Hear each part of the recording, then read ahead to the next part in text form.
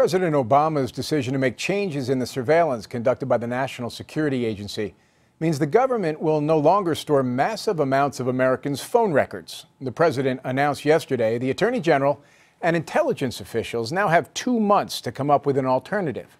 But as Nancy Cordes reports, all the options have serious drawbacks. Right now, the NSA stores about 5 years' worth of telephone records on its servers at Fort Meade in Maryland. But after a public outcry, the president says it's time to find a new home for that sensitive data outside the government. This will not be simple. The problem, he says, is that intelligence agents will still need to access that data easily when they're tracking potential terrorists. An independent review panel established by the president recommended last month that the records be held by individual service providers like Verizon, AT&T, and Google. Those companies have balked at the idea, and not just because of the cost.